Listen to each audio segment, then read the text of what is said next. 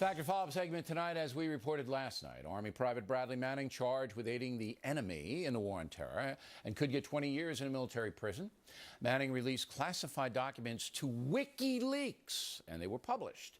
In a raid on the bin Laden compound in Pakistan, Navy SEALs found some of Manning's classified information. Bin Laden had it.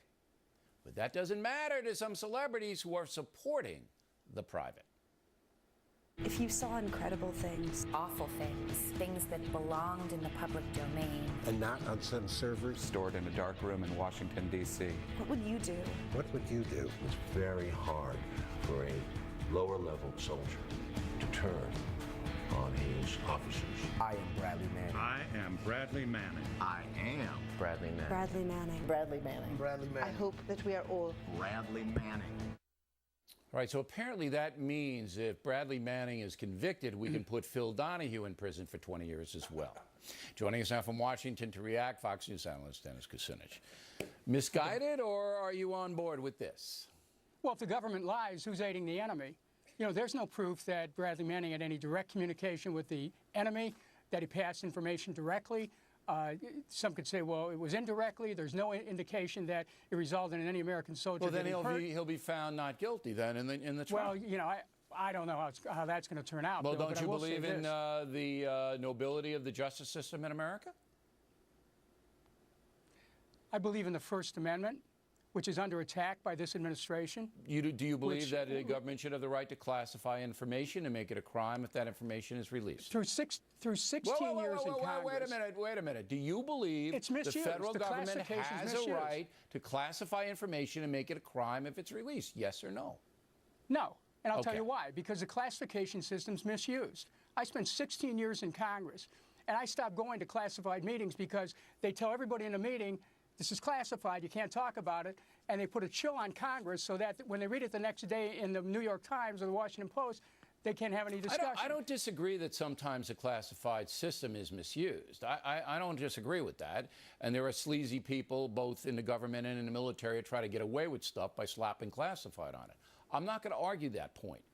But the point on this case is that this private, and he admits it, took classified information, made his own personal decision to put it out to a far-left website, WikiLeaks, and it wound up in bin Laden's compound.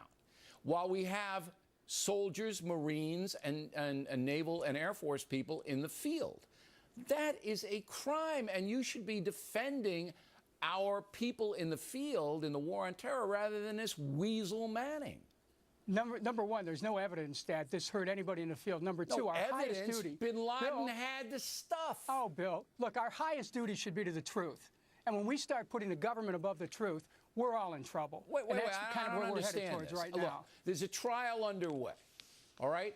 Manning's being tried for doing this. He's got a lawyer. He can testify.